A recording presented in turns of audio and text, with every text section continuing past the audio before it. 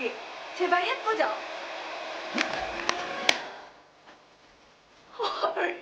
Mr. Park, the male lead, is a retired writer. After retiring, he built a villa deep in the mountains. His apprentice was responsible for taking care of his daily needs. However, the apprentice had his own career and couldn't spare time to look after him every day. So, Mr. Park decided to hire a housekeeper to attend to his master. Just then, a girl appeared outside the villa. The girl, named Yunjio, was a high school student who had stumbled upon this secluded paradise by chance. It was clear that she loved it here. From that day on, Yunjio completely became Mr. Park's personal caretaker. Her presence filled the villa with a youthful, vibrant energy. Mr. Park also began to develop unusual feelings toward Yunjio. One late night, Mr. Park was awakened by knocking at the door. When he opened it, he found Yunjio completely drenched. She explained that her mother, who favored sons over daughters, had hit her, and she had nowhere else to go, so she came to Mr. Park. After changing into dry clothes, Yunjio lay down on Mr. Park's bed. Unaware, she didn't know that Mr. Park's heart was stirring with restless emotions. Her youthful aura was undeniably tempting, yet Mr. Park could only steal a few glances, not daring to cross any lines. However, what happened the next morning left Mr. Park even more captivated. He discovered something under the covers. It turned out Yunjio had slipped into his bed out of fear of the thunder. The next day, to thank Mr. Park for taking her in, Yunjio decided to draw a hand-painted tattoo for him. To do this more easily, she asked Mr. Park to lie with his head on her lap. The afternoon sunlight streamed in as Mr. Park lay close, listening to Yunjio's heartbeat, smelling her natural scent, and feeling her steady breath. His consciousness gradually blurred, as if he were dreaming. In the dream, he was a handsome young man, and he and Yunjio were lovers, chasing each other through the woods and laughing freely. This was the life Mr. Park had always longed for. But as he slowly woke, he realized it was all an illusion. His wrinkled skin and aged face were the harsh reality. He poured his feelings for Yunjio into a book, keeping it as his secret. However, this secret was accidentally discovered by his apprentice. To the apprentice, every word in the book seemed filthy. He couldn't believe that the teacher he admired so much was this kind of person. Yet, at the same time, he couldn't help but admire the teacher's exquisite writing. Knowing the teacher would never allow the book to be published, the apprentice had a wicked idea. He published the novel under his own name. As expected, the book became an instant hit upon release. The teacher discovered this and confronted his apprentice. But the apprentice retorted, "Your love is dirty. Only under my name can it become sacred. Everything I did was to help you." Their argument stopped when Yunjio arrived. Mr. Park was stunned momentarily but soon accepted it. After all, he was old, while Yunjio had a bright future ahead. Youthful, vibrant words should belong to the young. What he didn't know was that Yunjio had already read the book and had developed different feelings toward the apprentice because of it. The most intense scene of the entire movie unfolds here. That night, Mr. Park was suddenly awakened by strange noises. Following the sounds, he overheard Yunjio telling the apprentice, "Thank you for making me seem so beautiful in your writing." Hearing this, Mr. Park sensed something was wrong. He rushed to the other side of the house and peered inside. His Jitor of youth, his beautiful fantasies, and the sacred image of the girl in his heart were being brutally violated by a thief. The scene was too intense. Those interested can watch the original film, Yunjio. Mr. Park was furious. He could accept his work being stolen, but he couldn't bear his faith being crushed and trampled. So, he tampered with his apprentice's car. However, he didn't expect the apprentice to discover it while repairing the vehicle. The apprentice, betrayed by his respected teacher, decided to confront him. But just then, an accident occurred.